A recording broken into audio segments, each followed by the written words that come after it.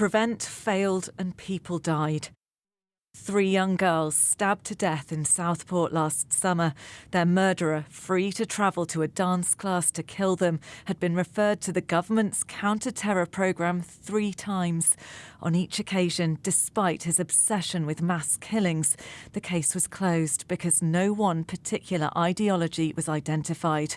This report says Prevent should be looking at people like him. Short term, we have to acknowledge the nature of terrorism has changed. It's harder now to tell whether someone has got a terrorist ideology or something else.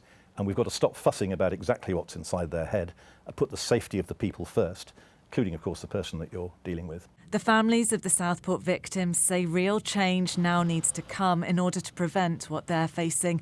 They're calling on the government and authorities to ensure they do more than simply pay lip service. At this boxing gym near Telford, they take young people referred by police, social workers and schools. They see troubled, violent teens.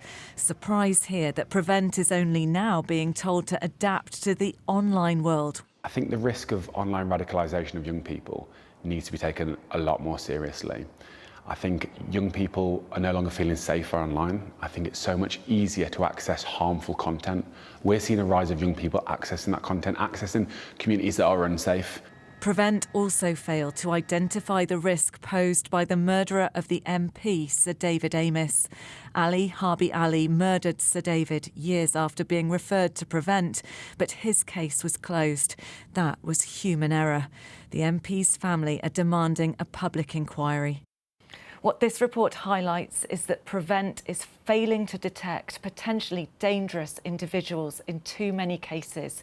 And every time someone slips through the net, the consequences can be devastating.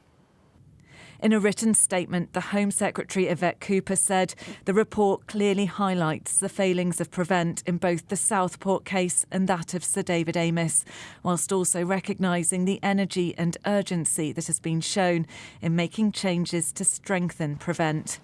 That means identifying violent individuals intent on killing, regardless of ideology, to stop atrocities that raise questions over the ability of the state to keep the public safe.